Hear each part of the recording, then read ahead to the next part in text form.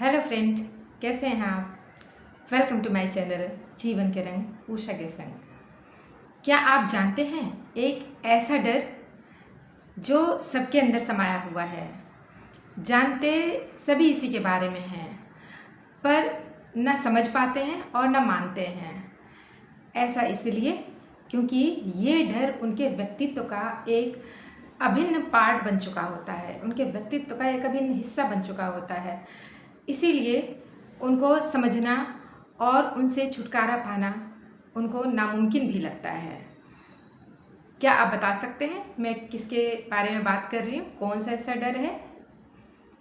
अगर आपको कुछ क्लू मिल गया हो मेरी बातों से तो कमेंट करके बताइए, और अगर नहीं मिला है तो मैं बताती हूँ।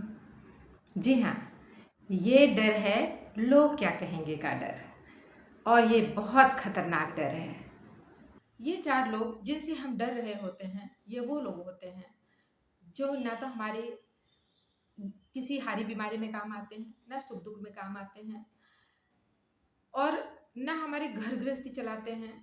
ये किसी भी तरह से हमारे हितैषी या तो होते नहीं हैं, या हम उनको जानते नहीं हैं, या वो हमें जानते नहीं हैं।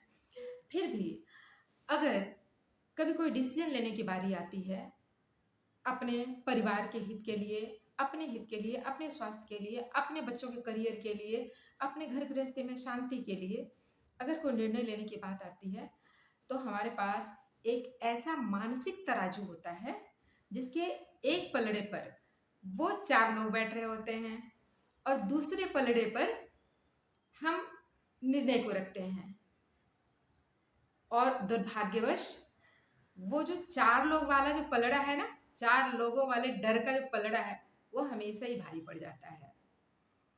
और यहीं पर सारा जो दुष्परिणाम होता है चार लोगों के डर का, ये शुरू हो जाता है। घर में क्लेश, अशांति, घर की आर्थिक स्थिति खराब हो जाना, और परिवार में तरक्की का रुक जाना, अपना मानसिक स्वास्थ्य खराब हो जाना, ये सब परेशानियां यहीं से शुरू हो जाती है।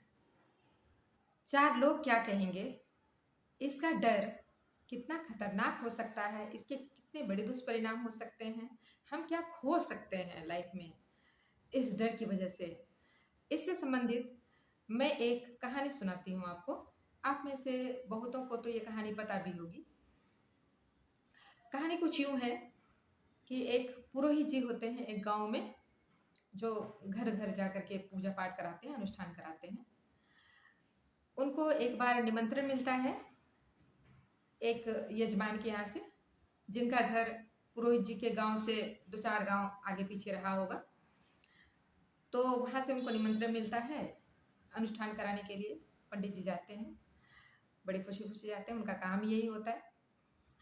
अनुष्ठान कराने के बाद उनको दान दक्षिणा मिलता है यजमान से, और यजमान जी सोचते हैं कि पुरोहित जी के पास किसी तरह का साधन नहीं है जाने आने का कहीं पर, तो उनको कष्ट भी होता है, तो इसीलिए उन्होंने अपने घर से एक गधा भी उपहार में दे दिया उनको। पंडित जी बहुत खुश। पंडित जी खुशी खुशी दक्षिणा लेकर के और गधे को लेकर के निकल पड़ते हैं। गधा चला जा रहा है साथ में, और बाप बेटा दोनों पैदल चल रहे हैं। कुछ ही दूरी पर पहुंचे होंगे कि कुछ लोगों का एक झुंड मिला। उनमें से एक ने कमेंट किया, बड़े बेवकूफ लोग हैं, साथ में गधा लेकर के चल रहे हैं, ये ना कि गधे पे चढ़ के चले जाएं। बाप बेटे ने सोचा, ये तो हमने सोचा ही नहीं, बात तो सही कह रहे हैं ये लोग।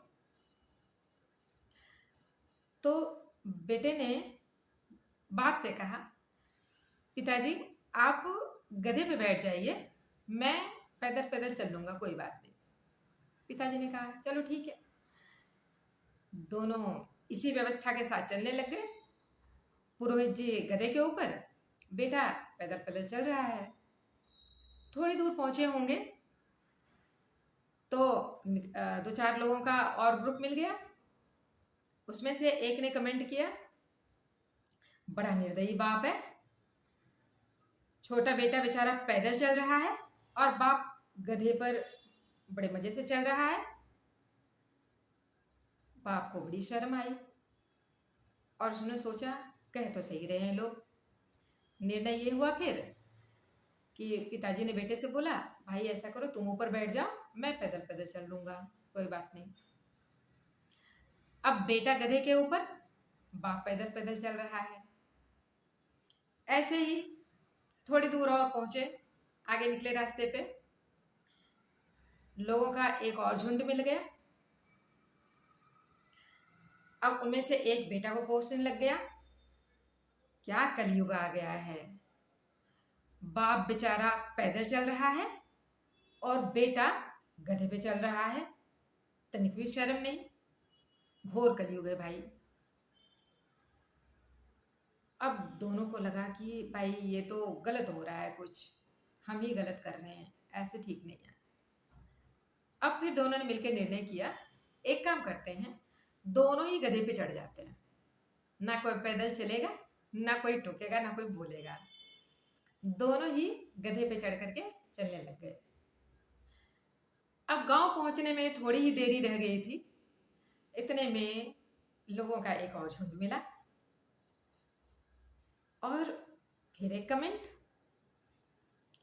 भाई बड़े बेकार लोग हैं आजकल, तो जमाना ही खराब हो गया है, जानवरों को तो लोग बिल्कुल कुछ समझते नहीं हैं।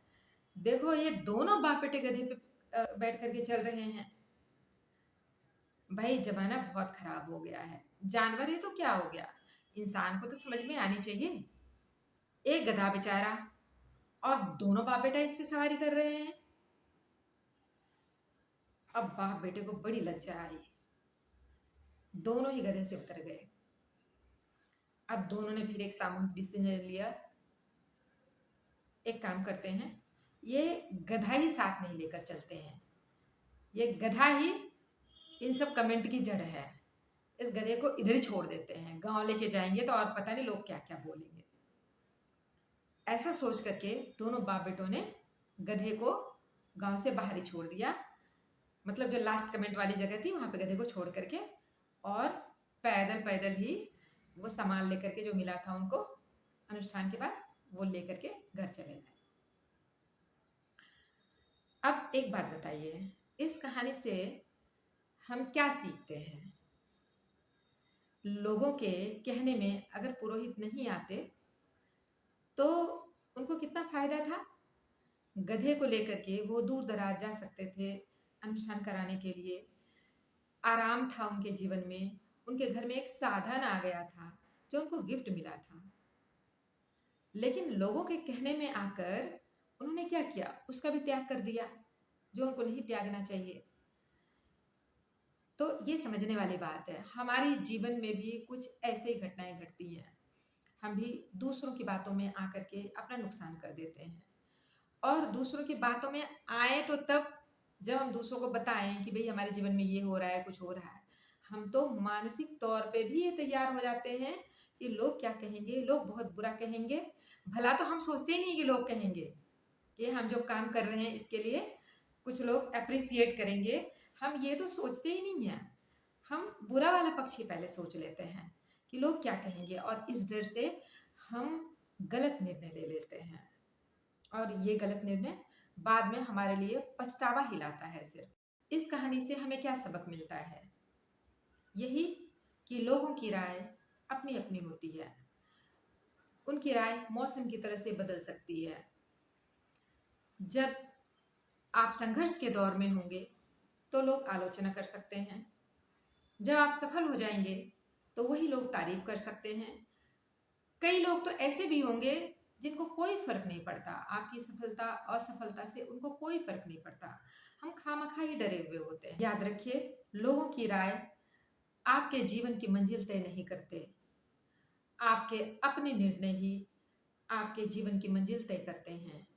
इसीलिए लोगों के डर को ठोकर मारिए और अपनों के लिए, अपने लिए, अपनी खुशियों के लिए, अपनी समृद्धि के लिए अपने निर्णय को प्राथमिकता दीजिए। अगर इस टॉपिक ने आपका अंतर्मन छुआ हो, आपका हौसला बढ़ाया हो, तो इस चैनल को प्यार और सपोर्ट दीजिए, लाइक और सब्सक्राइब कीजिए ताकि मेरा भी हौसला बढ़ा रहे और मैं आपके लिए इस तरह के और भी वीडियोज़ ला सकूँ। धन्यवाद।